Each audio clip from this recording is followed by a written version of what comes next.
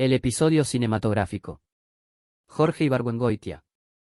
El episodio cinematográfico sucedió hace 4 años.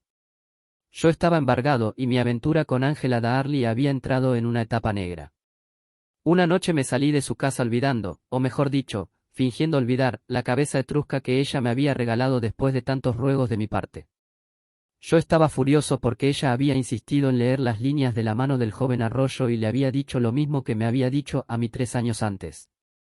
Resulta usted muy atractivo para cierta clase de personas.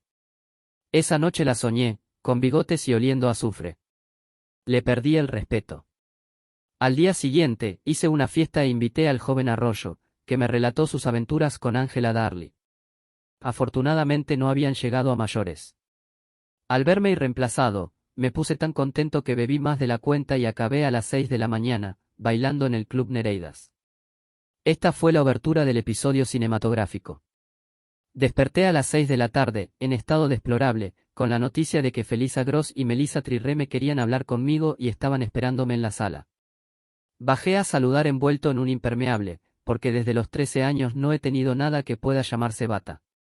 En la sala, tomé asiento y me cubrí la boca con la mano, discretamente, para que la fetidez de mi aliento no molestara a las visitantes.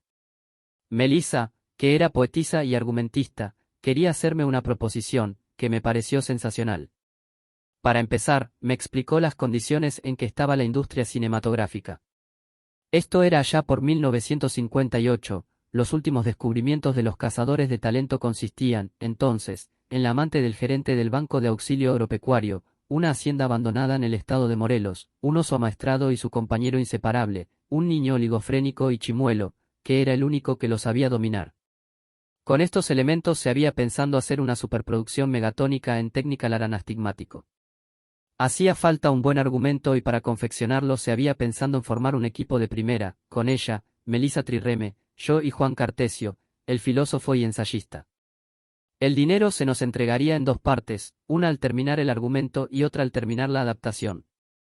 Urgía ponerse en acción, porque el director, en un arrebato de celo completamente injustificado, ya se había ido al estado de Morelos a buscar locaciones, a pesar de que no sabía de qué iba a tratar la película. A mí me convenía tanta prisa, porque había decidido comprar un blazer azul marino que había visto en el aparador de la Casa Rionda. Al día siguiente nos juntamos Melissa, Juan Cartesio y yo. Cualquier observador inteligente hubiera comprendido que aquello no iba a dar buenos resultados. Sin embargo, nosotros no fuimos capaces de ver la trampa en que estábamos metiéndonos. Primero había que encontrar un tema. Yo propuse la vida de Sor Juana Inés de la Cruz, que bien podía ser representada por la amante del gerente del Banco de Auxilio Agropecuario y que podía desarrollarse en una hacienda abandonada del estado de Morelos, pero tanto Cartesio como la Trirreme me objetaron, ahora comprendo que con mucha razón, que si el personaje central iba a ser Sor Juana Inés de la Cruz, íbamos a tener muchas dificultades para asimilar en el argumento al oso maestrado y al niño oligofrénico. Sin embargo, aquella noche insistí tanto en defender mi idea que ellos se impacientaron y acabaron por ignorar mis argumentos. Al ser que no me hacían caso, me ofendí tanto, que me levanté de la mesa, estábamos en casa de la Trirreme, entré en la cocina y me hice un huevo frito. La siguiente reunión fue todavía más desagradable. Decidí no hablar y provisto de unas hojas de papel y un lápiz, me dediqué a hacer una serie de dibujos pornográficos. Mientras dibujaba, los oía discutir si el tema había de ser de gitanos, de peregrinos, de cirqueros, de charros, de psicoanalistas o de asesinos. Por fin, se pusieron de acuerdo y fabricaron un argumento, mientras yo seguía dibujando. Cuando me preguntaron mi opinión, tenía la cabeza tan despejada que destruí en un cuarto de hora lo que ellos habían confeccionado en 3. Esta vez, ellos fueron los que se molestaron y se fueron a la cocina a hacer huevos fritos. Durante la siguiente sesión nocturna, me dormí. Y no solo me dormí, sino que babeé sobre la mesa de Melissa Trirreme. Cuando abrí los ojos, ella me miraba fijamente, llena de odio. Supongo que en ese momento decidió jugarme la mala pasada que me jugó 2 días después.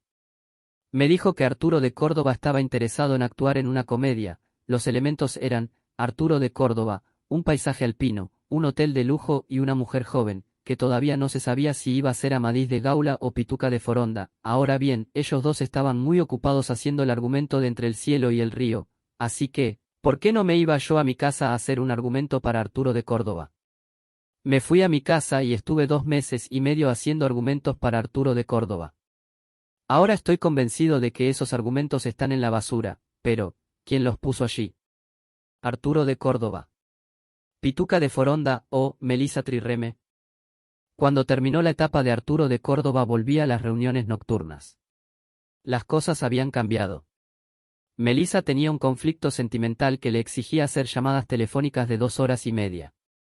Mientras ella telefoneaba, Juan Cartesio y yo íbamos a la cocina a beber cubas libres y a platicar de nuestras frustraciones. Hace 2 años que no escribo nada que sea mío, decía Juan. La obra se había modificado varias veces, porque, afortunadamente, el oso amaestrado había muerto y había sido sustituido por un joven que cantaba, por consiguiente, la película había pasado de cirqueros a ser de charros. Por otra parte, el productor había decidido que la heroína sufriera una poliomielitis aguda, para que la última imagen de la película fuera la del cantante empujándola en una silla de ruedas. Cuando todo parecía resuelto, a alguien se le ocurrió la maldita idea de que todo pasara en tiempos de la revolución, así que tuve que irme a mi casa otra vez a leer 8000 kilómetros en campaña. Cuando terminé la lectura escribí una escena inspirada en la batalla de Santa Rosa, confederales, revolucionarios y vías de ferrocarril, que me quedó muy bien. Pero entonces, la amante del gerente del Banco de Auxilio Agropecuario descubrió que los sombreros de campana y los siamisis le sentaban estupendamente. Adiós revolución, adiós federales, adiós revolucionarios, adiós balazos. La película iba a tratar ahora de la vida de un cantante gire, después de muchas privaciones llegaba a triunfar en el Teatro Degollado. La hacienda abandonada del Estado, Le Morelos había caído en desgracia. Hubo necesidad de hacer todo otra vez, hasta aquella escena, en la que después de una larga secuencia a base de intersos mostrando botas que hienden burós, puños que hienden ventanas, rifles que hienden puertas, un carrancista hendía a Beatriz, la hermana menor de la heroína. Esta reparación, tuvimos que hacerla Juan Cartesio y yo, solos, porque Melissa, al ver que la cosa se prolongaba ad noucham, había decidido no dar golpe. Había comprado uno de esos libros enormes, llamados diarios, había apuntado en él una infinidad de números y pasaba las noches haciendo sumas. El cansancio, el descontento y la miseria, empezaron a hacernos mella. Cartesio y yo pasábamos las noches entre la máquina y el coach, uno dictaba y el otro escribía. De vez en cuando, suspendíamos el trabajo e íbamos a la cocina, pasando, al hacerlo, junto a Melissa, que seguía en la mesa del comedor haciendo sumas. En la cocina, preparábamos cubas libres, platicábamos un rato y veíamos, con horror, cómo nos iba creciendo la barba. Una noche, Cartesio cometió el error de confesarme que pensaba escapar, ¿de qué? De la trirreme, de entre el cielo y el río, de mí. Decidí adelantármele. Mi oportunidad vino 2 noches después.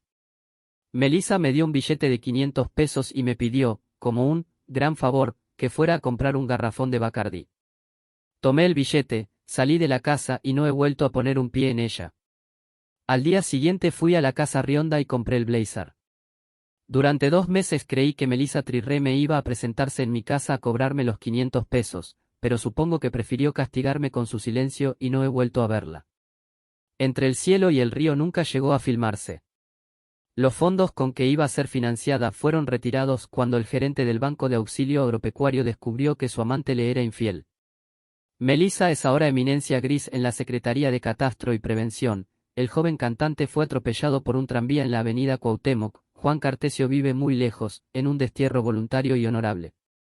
Solo quedo yo, que de vez en cuando hago argumentos para el cine. Fin.